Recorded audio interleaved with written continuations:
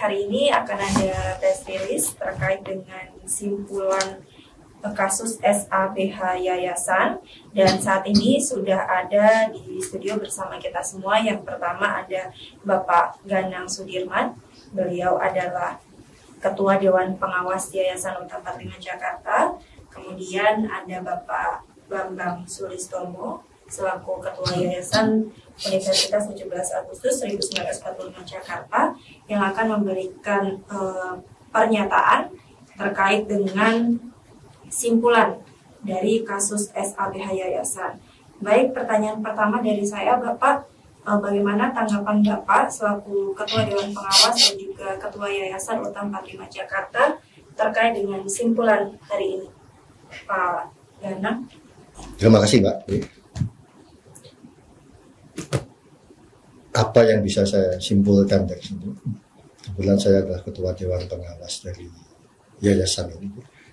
Awalnya begini, semuanya proses yang terjadi di permasalahan kita ini, yang sebenarnya permasalahan ini sebetulnya kalau secara secara normal sebenarnya tidak boleh ada. Kami keluarga pahlawan ini, kebetulan saya dengan Mas Bambang, saya dari keluarga Panglima Sudirman, Mas Bambang dari keluarganya putranya Bung Hatta. Kami kenapa ada di Universitas Yayasan ini? Kami merasa bahwa pendidikan ini adalah salah satu hal yang diamanatkan oleh undang-undang. Kemudian begini, di Undang-Undang tahun 2009 tentang kami keluarga pahlawan, kami berdua ini, kami keluarga pahlawan itu mempunyai satu kewajiban untuk meneruskan nilai-nilai juang para pahlawan terdahulu. Nah, kami melihat bahwa di undang-undang disebutkan bahwa kami mesti meneruskan hal itu. Nah, kami berdua sepakat masuk ke komunitas pendidikan ini untuk meneruskan para pendahulu kami, tentunya di bidang pendidikan. Kita perjuangkan nanti bisa di pendidikan, bisa di ranah lain. Saya tidak pernah tadinya mengikuti masalah perkembangan hukum yang sebetulnya tidak boleh terjadi, dan saya termati di sini. Tapi lama-lama sebagai Ketua Dewan Pengawas, saya lihat ini kok ada sesuatu yang luar biasa yang terjadi, penjoliman pada kami. Hal ini sebenarnya buat saya pribadi, saya ini terdidik untuk santun, tidak pernah bincang apa-apa lain, tapi saya lama-lama muak dengan hal ini. Kami tiba-tiba di bidang pendidikan ini, bukannya difasilitasi, kami tidak minta difasilitasi. Kami semua lakukan ini dengan kemampuan kami sendiri. Ya, saya sepakat dengan Mas Bambang, dengan Dewan Pembina, juga Pak Rektor juga, ada seluruh sivitas di sini. Bahwa kami melakukan ini adalah untuk meneruskan salah satu perjuangan di bidang pendidikan. Selain kami juga lainnya banyak, tapi saya bicara di ranah saya. Saya terpaksa menghentak-hentak dan muak dengan kelakuan ini, karena tiba-tiba bidang pendidikan kami kok tiba-tiba seperti dimatikan atau dihentikan atau dihempaskan dengan hal-hal yang sebetulnya ini kesewenang-wenangan dari salah satu kementerian begitu ya, yang sebetulnya harusnya mengayomi kami. Kami tidak pernah minta sesuatu dari kami ingin bersinergi dengan pemerintah untuk membangun bangsa ini. Kami tidak pernah minta sesuatu, tapi kami juga ingin melanjutkan kehidupan kami sesuai undang-undang yang diamanatkan. Tiba-tiba kami dihentikan begini dengan suatu hal yang tidak jelas. Tapi tidak apa-apa lah, kami ikuti semua. Kalau kata-kata memang hukum prosedur begitu, kami ikuti semua. Semua justru kami yang mengikuti, justru mereka tidak mengikuti. Kalau kita kembalikan ke belakang, ke belakang perjuangan bapak-bapak kita, khususnya Panglima Sudirman ya. Panglima Sudirman itu yang dilawan itu bukan orang Belandanya, bukan orang asingnya, tapi bentuk penjajahan dan penindasan. Dan ini terjadi sekarang, ironisnya, sekarang yang menindas kami justru pengayom kita, yang harusnya melindungi kita.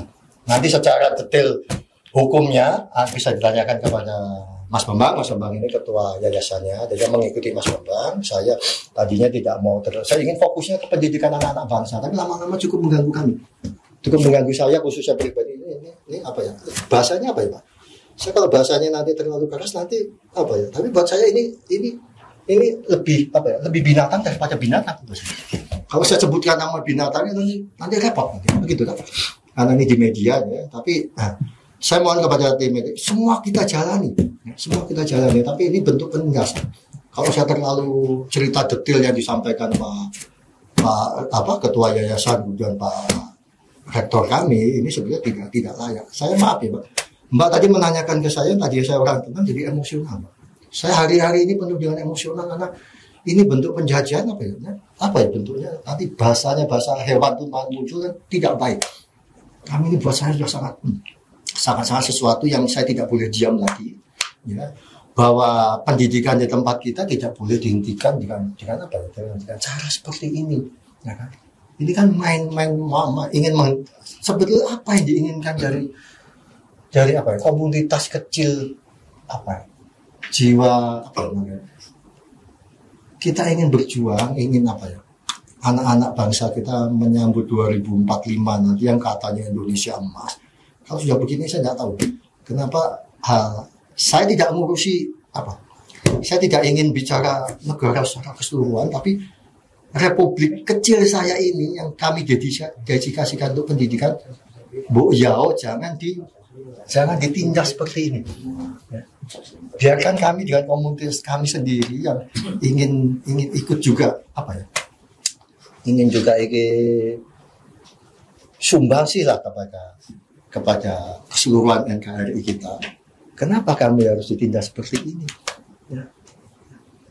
Justru mereka ini para nanti maaf ya, saya sendiri dari para bangsa, maaf ya, bangsat-bangsat yang ada di kementerian itu, yang ini etika dan adabnya tidak ada. Mereka bincang masalah legalitas hukum, tapi ternyata mereka kangkangi sendiri.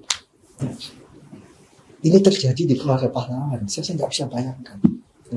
Semestinya mereka dengan nawa itulah. Ya, mereka itu mengayomi kita, bukan malah seperti ini. Ya, apa yang diinginkan dari kami? Tapi nanti detailnya mungkin Mas Bambang. Ya. Saya kira ini Mas Bambang sebenarnya karena saya harus menurunkan emosi saya nanti. Sudirman itu keras loh, Pak. Panglima Sudirman diturunkan ke ayahanda saya. Kami itu darahnya keras, Pak. Ya. Sudirman kalau sudah betul-betul muncul penindasan yang sudah tidak tertahankan, dia akan muncul keras. Dan itu ada di darah saya. Tolong jangan dilakukan pada kami. Kami pemalu, tapi pantang dipermalukan. Okay. Mas Bambang duluan. Ya. Saya tak tenangkan dulu ya, karena saya bicara kesimpulan sudah malas, Mbak. Karena kesimpulan kita ikuti semua. Apa yang terjadi pada negeri ini? Saya tidak tahu. Kenapa pihak yang mestinya mengayomi kami, toh kami nggak minta apa-apa. Subsidi tidak kami minta. Ya. Kami berjuang untuk diri kami sendiri. Tapi kenapa mesti dihentikan begini, ditindas seperti ini, disolimi seperti ini? Saya nggak tahu. Katanya bangsa yang besar, bangsa yang menghargai para pahlawannya. Nah ini apa? Saya nggak paham. Orang person yang keluarga pahlawan nggak pernah meminta, tapi ingin melakukan sesuatu untuk kebaikan negeri ini, diperlakukan seperti ini di era ini. Kemana mereka yang katanya bicara keadilan segala macam?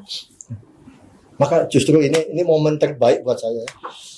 Perjuangan Sudirman dulu fisik iya, kita menolak ditindas. Perjuangan Pak Bung Tomo juga iya. Tapi kami ketika berjuang di sini juga butuh teman-teman media yang untuk menyampaikan bahwa ada petindasan, ada bangsat di negeri ini harus kita selesaikan. Saya kira itu. Sementara dari saya itu, nanti saya tambahkan lagi. Tapi nanti binatangnya jadi banyak loh dari saya. Saya kira itu. Mas Bambang mau. Ya, terima kasih. Begini ya, kita bergabung di perguruan tinggi ini, kita melihat bahwa memang para pendiri bangsa ini ingin bangsa ini lebih cerdas. Dengan kecerdasan, kita harapkan masyarakat bisa menikmati keadilan. Dengan keadilan ada kemakmuran, itu yang kita harapkan. Dan perguruan tinggi ini, Universitas 19 Agustus ini kan lahir tahun 1952. Saat itulah para pejuang-pejuang intelektual kita ini bersepakat bikin perguruan tinggi ini dengan penuh pengorbanan. Gak ada minta uang dari pemerintah, gak ada minta uang dari siapapun. Bikin perguruan tinggi ini jadi perguruan tinggi kebangsaan yang memang didirikan untuk tujuan yang mulia. Tadi Mas Ganang bicara soal perjuangan para pejuang kita ini memang betul. Mereka nggak minta apa-apa, ikhlas. Kami juga nggak minta. Ya. Jadi mereka para pejuang mendirikan perguruan tinggi ini ikhlas, nggak minta apa-apa dari siapapun, dengan uang sendiri mungkin ya, cari tanah sendiri, cari murid sendiri, Dan kita sampai sekarang begitu. Kita nggak pernah terima bantuan apa-apa. Dan kita nggak pernah minta. Kalau dikasih ya kita nggak nolak. Ya. Nah oleh sebab itu pada saat Kementerian Kumham ini menolak permohonan kita untuk perpanjangan surat keterangan badan hukum, itu kan biasanya dari tahun ke tahun tuh biasa dikasih, nggak ada masalah. Ya kita heran kenapa ini dianggap ada bermasalah. Ya kita tanya apa masalahnya? Ternyata masalahnya itu hanya karena ada pengaduan dari beberapa orang. Tapi setelah kita gali-gali lagi, pengaduannya itu punya nuansa politis. Ya kita tahu politik, kita kenal politik dan kita bisa berpolitik kalau mau ya. Tapi dalam perguruan tinggi ini kita nggak akan membawa perguruan tinggi ini untuk permainan politik. Ya banyak perguruan tinggi yang memang para pimpinannya itu terlibat dalam pergulatan politik, ya dalam pilkada, mungkin pilpres juga. Ya baru saja Universitas Airlangga memberhentikan dekan Fakultas Kedokteran, tapi karena protes seluruh sivitas akademika itu dikembalikan jabatan dekan itu oleh rektornya. Dan tidak ada yang mengaku siapa yang minta diberhentikan itu kan. Ini kelihatan sekali bahwa perguruan tinggi saat ini memang akan jadi sapi perahan politik. Sapi perahan politik dari kekuatan politik. Untuk politik yang tidak benar tapi ya itu ya artinya politik kekuasaan. Artinya yang punya kekuasaan ingin mengatur perguruan tinggi sesuai selera mereka. Nah kita nggak bersedia, kita ingin bebas independen, memberikan kepintaran, memberikan kecerdasan, memberikan kebijakan pada mahasiswa agar supaya mereka bisa berbicara tentang kepentingan negara di atas kepentingan politik apapun. Kepentingan negara di atas kepentingan politik apapun. Kita ingin ajarkan itu pada mahasiswa kita. Tapi rupanya sekarang ini ada kebijakan di mana perguruan tinggi itu ingin diajak main politik. Nah, itulah yang saya dengar membuat SKBH kita, surat keterangan badan hukum kita ditunda alasannya karena ada pengaduan dan sebagainya. Nah, ini buat kita alasan yang tidak masuk akal. Kemudian kita mengadukan ke PT UN. Kan ini kan kebijakan negara.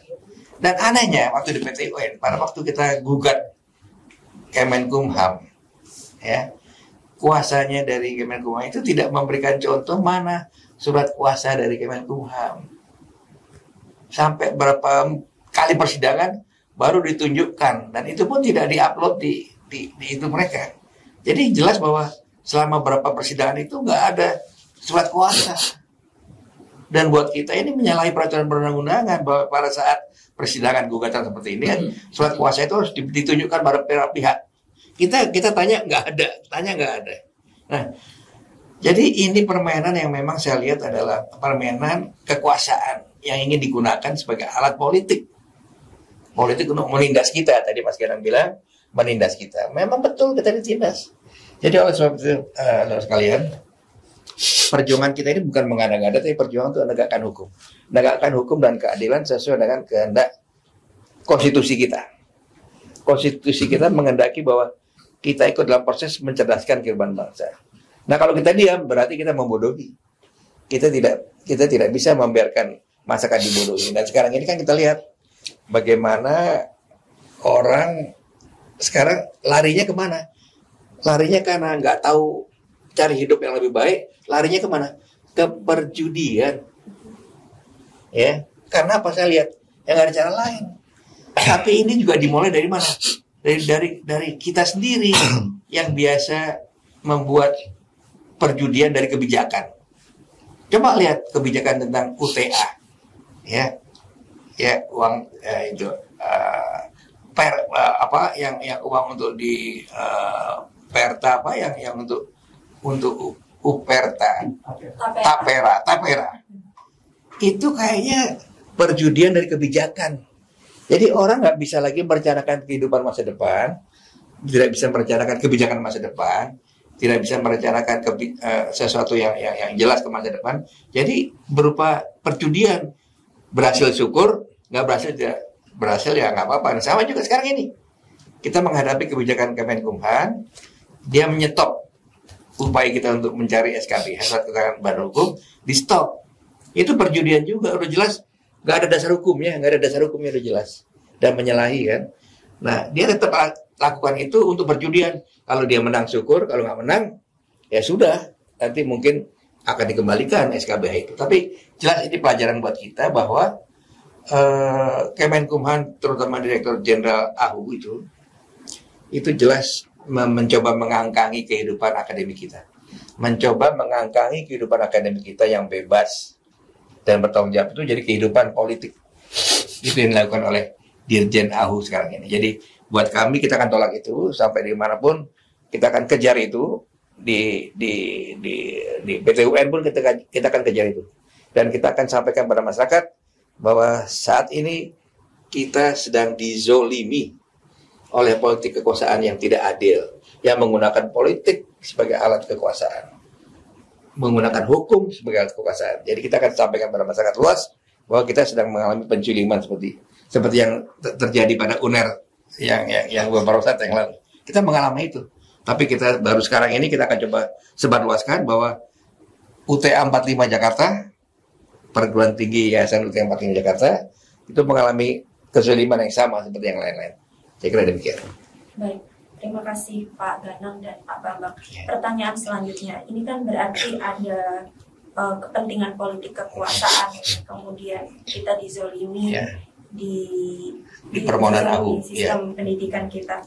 Lalu bagaimana dengan PT UN, Pak? Menurut pandangan Bapak, apakah PT UN bisa membaca atau melihat ini secara netral? PT UN kemarin. Saya kira PT UN harus bisa ngambil sikap tegas dengan data-data yang ada ya. Ya, sebab dari awal aja dia nggak bisa tunjukin surat kuasa dari pihak tergugat, ya. Dia tidak bisa tunjukin surat kuasa itu. Jadi kita merasa ini mewakili siapa? Jangan-jangan memang Kemenkumham ingin cuci tangan. Ya, bilang bahwa bukan dia melakukan itu, tapi nggak mungkin karena yang kita gugat kan Kemenkumham. Jadi yang kedua, kalau PT UN tetap membiarkan kezaliman ini berlangsung, apapun caranya kita akan coba terus untuk menggugat cara yang lain. Kita akan coba cari cara yang lain sehingga gugatan kita ini harus berhasil. Tidak ada kata menyerah untuk soal ini. Ya. Baik, selanjutnya Pak. Jika nantinya permintaan pembukaan pemblokiran kita ditolak, apa yang dilakukan oleh UTA 45 Jakarta? Saya kira saya tidak tahu apakah ada upaya hukum PK dan sebagainya ya. Apakah ada upaya hukum lain, tapi kita akan coba bicara sama DPR, MPR, kita bicara dengan Presiden, kita mau tunjukkan bahwa ini loh ada ketidakadilan yang terjadi di perjuangan kita. Izin Pak, kalau boleh saya ini. Yes. Tadi Mbak mengatakan apabila ditolak, begitu kan? Kalau kami mencermati, kami kan punya ini, di tempat kami juga kami punya fakultas hukum, kami juga punya LKBH. Dari data semua proses yang kita jalani, sebenarnya kalau untuk normal di satu hal yang normal terjadi, nggak bisa ditolak. Kata-kata ditolak itu jelas tidak ada menurut data itu. Ya. Jadi saya mohon dengan sangat, bangsatnya cukup disudahi di sini, jangan dipindahkan kemana-mana itu silahkan. Cukup itu aja. Buat saya sudahlah kebangsatan mereka oknum ini yang ada di yang mestinya mengayomi kita sudahlah. Jangan institusi lain yang mestinya saya ingin normal aja. Jangan ikut-ikutan bangsat yang di sini. Nanti lama-lama kalau sudah bangsat nih, republik ini jadi republik bangsat nanti. Bangsat itu kira-kira berhenti nggak pada saat Oktober 24 ini? Enggak, saya tidak mau bicara itu. Tapi izin ya. Dengan seluruh data yang ada, nanti kita bisa pelototi bersama. Ya, saya kira dari pihak Kumham juga dari pihak PT UN, Hakim, dengan data itu sudah bisa dilihat bahwa kebenarannya ada di mana. Nah, dengan kebenarannya saya maksud yang normal positif aja. Jangan diterjemahkan lain. Maka saya mohon dengan sangat Hakim PT UN dapat melihat hal ini sesuai data saja sudah. Saya kira gitu. Kelihatan kok ini. Bahkan anak saya pikir tidak perlu S2, S1, S2. Anak baru belajar hukum pun sudah bisa melihat hal ini. Dari data loh ya, dari data. Berarti Hakim PT UN jangan ikut jadi bangsat. Itu. Jangan nambahin bangsat yang udah di sana lagi. Di sini sudah bangsat udah. Buat saya saya bisa bertanggung jawab bangsa juga. Sudah. Ya. Karena ini kenapa perjuangan pendidikan kita harus mau dimatikan, mau ditindas seperti ini? Apa sih? Atau di bawah Universitas 17 Agustus Anda ada tambang emas, saya nggak tahu nih di sini. Tapi kenapa kami mau dihentikan di sini? Ya. Apa yang membuat mereka mau menghentikan pendidikan anak bangsa di sini yang kami perjuangkan? Ya. Saya tidak mau mengambil ranah terlalu luas, negerinya cukup luas. Khusus di tempat kami Universitas 17 Agustus cukup ini saja. Kenapa kami mau dihentikan? Ya. Nanti kalau saya bincang banyak, kami sudah ketemu dengan pihak kementerian itu sudah. Ya. Ternyata ada muatan lain, tapi tidak akan sampai saya sampaikan di sini. Kalau saya sampaikan nanti, saya cukup diam karena apa ya? Saya tidak pernah mau ikut ini. Ya. Tapi lama-lama kan mengganggu anak-anak didik. Kalau saya sudah tidak terganggu di posisi saya sudah terganggu. Ya. Di trilogi kehidupan saya ini trilogi terakhir ya sudah menikmati perjuangan ini. Ketika nanti waktunya di tempat yang lain, saya bisa menjawab pertanyaan Panglima Sudirman apa yang saya lakukan. Nah, maka perjuangan saya lakukan di sini. Kalau saya diam, nanti saya dengan Bung Tomo juga ketemu. Kamu kenapa diam ditindas begini? Ternyata maaf ya. Yang kami hentikan bukan ABC, tapi sikap kebangsaan mereka nggak harus kita hentikan. Hewan aja masih ada etikanya loh, Pak. Ini enggak. Apa gini. Ya, Pak Subang ya? Ya, betul. Terakhir Pak, jadi bisa kita katakan bahwa sebagai lembaga pendidikan kita juga ikut andil mendidik mereka yang seharusnya menjadi pemain. Sampai darah kapanpun saya tidak izinkan pendidikan kami diinjak-injak seperti ini. Baik. Begini, kita kan mendidik anak didik mahasiswa ini kan untuk menjadi orang-orang yang menyadari bahwa ideologi kita Pancasila, ketuhanan, persatuan, kebangsaan, sebagainya kan. Itu hanya kalau kita jalankan dengan benar, ini bangsa ini beres. Tapi kalau pendidikan diganggu dengan kepentingan politik, kepentingan hukum jadi alat politik, akan kacau. Mana ada nih nilai ketuhanan, mana ada keadilan, mana ada persatuan, nggak ada. Semuanya di kepentingan politik golongan tertentu. Ini yang sangat bahaya. Dan kalau itu terjadi, saya khawatir bangsa ini nantinya nggak akan ada orang saya nggak akan mendiamkan ini Mas Bang. Ya, sampai darah saya itu nggak akan sampai kapanpun ya. Saya nggak akan mendiamkan Universitas 17 anak-anak didik kita, misi kita untuk anak-anak saya pertahankan sampai seperti Sudirman dulu. Saya akan bertindak gila seperti Sudirman dulu bahwa saya harus berjuang untuk anak-anak didik. Khusus anak-anak, saya tidak bicara tentang lain-lainnya, tidak akan bicara. Tapi saya harus melindungi anak-anak didik saya supaya tetap mendapatkan pendidikan itu. Setan tuh kalau mau dihentikan, gitu ya. Sudah. Ini Cukup. Nah, ini kan gugatan belum dikabulkan, berbagai langkah hukum juga sudah ditempuh pihak. Setelah ini langkah konkret dari kampus itu apa Pak? Langkah hukum yang konkret yang bisa mengembalikan pemblokiran itu dibuka. Gini, ya. Kalau hukum masih bisa melindungi keadilan, masih bisa memberikan keadilan, kita akan jalankan langkah hukum itu. Tapi kalau hukum tidak bisa memberikan suatu keadilan buat kita, ya sama yang sudah dilakukan teman-teman di UNER itu. Ya, mereka kan waktu itu minta seluruh sivitas akademika kumpul. Puluhan ribu kumpul. Nah, dengan cara tekanan-tekanan seperti itu, saya kira baru mungkin akan terjadi. Kalau enggak, saya kira nggak mungkin. Karena hukum sudah dijadikan alat politik. Dan itu tidak akan bisa, kita nggak akan bisa dapat perlindungan hukum sama sekali. Dan itu masih bisa kita lakukan kalau kita bisa membawa sisi masyarakat datang ke MPR, ke DPR, kita bilang bahwa ini ada ketidakadilan, kita bilang bahwa ini ada ketidakbenaran, kita akan lakukan itu. Kalau yang kedua ini Pak, yang mengangkangi ini semua ini siapa ini? Sosoknya siapa ini? Begitu sulitnya gugatan ini dimenangkan. Secara formal, Dirjen AHU, Anda kan aparat dari menteri, ya. Tapi di AHU itu menterinya kan punya partai nih, ya. Dan partainya punya kepentingan. Nah itu yang harus kita bilang sama. Jangan gunakan kepentingan partai untuk mengangkangi kehidupan akademik di perguruan tinggi. Itu yang kita harus bilang seperti itu. Sebab kalau tidak, kepentingan partai akan mengganggu netralitas, objektivitas dari perguruan tinggi. Kalau dari pihak kampus, apakah ada audiensi nanti dari kampus ke pihak partai itu agar semuanya clear gitu?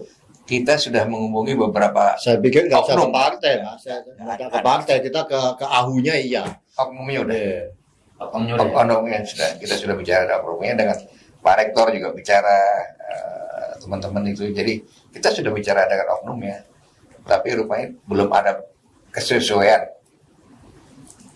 Tadi kan saya tanya sama Pak Ganang, apakah bangsat-bangsat itu bulan Oktober tahun ini masih berperan apa enggak gitu? Sebenarnya kalau saya larinya ke sini, Mas. Saya tidak bincang masalah 20 Oktober nanti, tidak bincang itu. Oh, 20 bukan 28 ya? Nah, 20 kan. Oh, saya 20. tidak bincang ke sana ya. Tapi sampai kapanpun pendidikan saya tidak akan boleh dimatikan siapapun juga. Kayak itu, Mas. Siapapun golongan politik. Oh, siapapun. Bahkan maaf ya, penguasa negeri pun tidak boleh menghentikan ini. Atas dasar apa menghentikan pendidikan kami? Semua aturan kita ikuti. Kita berizin semua. Kita tidak pernah indoktrinasi masalah politisasi atau melawan kebijakan. Tidak pernah. Tiba-tiba tidak ada angin, tidak ada badai apa-apa, tiba-tiba kami dihentikan. Mau diambil alih. Ini punya swasta. Kenapa? Apa yang membuat pendidikan kami harus dihentikan? Kita tidak menentang Pancasila. Enggak. Kita mengajarkan Pancasila. Enggak. Ya. Kita tidak pernah ada satupun mahasiswa kita yang teriak tentang anti Pancasila, anti pemerintah. Tidak ada. Pendidikan. Tiba-tiba kami dihentikan begini. Untuk apa? Efeknya dengan ini dihentikan, kami tidak bisa melakukan aktivitas hukum seperti yang diamanatkan undang-undang untuk kepentingan pendidikan kita. Saya tidak paham. Saya nggak paham. Ya, nggak paham dengan ada apa di institusi itu yang membuat satu kementerian yang seharusnya mengayomi, ya. Subsidi juga mengayomi lah, menyusahkan dulu, justru membuat kita ini dihentikan begitu. Apa maunya? Ya. Saya nggak paham. Saya tidak pernah mengikuti masalah karena saya fokus ke pendidikan seperti Sudirman dulu kan guru kan. Pendidikan terus tapi lama-lama kalau begini kan kita jadi keganggu. Saya mendapat laporan dari ketua yayasan, Pak Rektor, Dewan Pembina, jadi apa ini kan gitu. Apa? Sebetulnya ini apa ya? Ini kita perbincangan di media itu juga lucu, Mas. Bukan lucu, memuakkan. Ya. Hal yang sebetulnya tidak boleh terjadi ya. Tapi kita tadi setuju. Ya. Kita minta kerjasama dari media. Oh pasti. Ya, agar media dimanapun juga bisa mendengar ini. Dan saya betul-betul mohon media, nah, semua teman-teman media kita semuanya, ya, bahwa perjuangan itu ketika negeri ini pun direbut dari penindasan itu bukan perjuangan fisik, tapi media juga ya. Sudirman dan pasukannya seluruh pejuang lah, sipil semua berjuang, tapi gaungnya disampaikan ke media, maka sampai di dunia internasional bahwa ini ada penzoliman, ada penindasan. Saya mohon dengan sangat, dengan segala kehormatan, media juga ikut berjuang untuk minimal, bukan untuk merubah satu negeri ini besar ini, enggak. Khusus untuk pendidikan di tempat kecil kami, tolong kami jangan ditindas seperti ini. Karena saya yakin gaungnya dari sini pasti akan kemana-mana. Saya yakin. Bisa dibayangkan nggak? Bila saya, Mas Ganang, Pak Rektor, Pak Ketua Pembina membawa rombongan ramai-ramai ke MPR mengadukan ini, dan kita di depan bawa bendera merah putih, bisa dibayangkan nggak? Pasti Pak Jokowi pasti senang, Pak Arif Amin pasti senang, Panglima TNI pasti senang lagi kita bawa bendera merah putih ke MPR. Buat saya nggak selesai di sini. tapi apa keuntungannya? Sebenarnya saya tadi gini, apa yang ada di benak para bangsat itu untuk menghentikan pendidikan yang ada di sini? Kenapa sih? Kecuali kami ini rumah judi atau iya. Ini pendidikan, Mas. Bukankah pendidikan anak bangsa itu dijamin undang-undang bahwa anak-anak didik kita harus dididik? Kenapa harus Mas Bambang? Ditindas, dihentikan. Otomatis kalau ini ditutup begini kan kami jadi terhenti. Walaupun saya saya menyatakan ke Mas Bambang, ke Pak Rektor, pendidikan tetap jalan. Ya. Karena kami tidak melawan kebijakan yang kita sepakati bersama yang bentuknya undang-undang, mau perpres, kita tidak melanggar itu. Ya, tapi kami dihentikan ada apa? Kecuali di sini ada pendidikan ada prodi yang melawan kebijakan pemerintah, ngajar terorisme. Nah, itu iya, ya kan? Ini kan enggak, kan boleh dicek di situ juga. Nggak ada pelajaran judi. Nggak ada, judi nggak ada, ya nggak ada loh. Kenapa? Ya, apa sih? Secara nalar udah nggak ada, sama sekali nggak ada. Apa? Kalau misalnya ini udah mentok semuanya, Pak, apakah arahnya nanti ada gerakan massa? Oh, nggak perlu. Saya tetap jalan di sini, bendera merah putih di sini. Siapa mau mengangkangi saya silahkan. Buat saya loh, tapi kebijakan lainnya. Buat saya pribadi, keturunan Panglima, saya tidak peduli. Tanah saya sedengkal akan saya pertahankan. Toh saya tidak melanggar. Tapi kalau saya mau dihabisi di situ, dengan senang hati, mas. Darah saya tumpah di sini, tidak jadi masalah. Nggak ada masalah. Ya, lagi.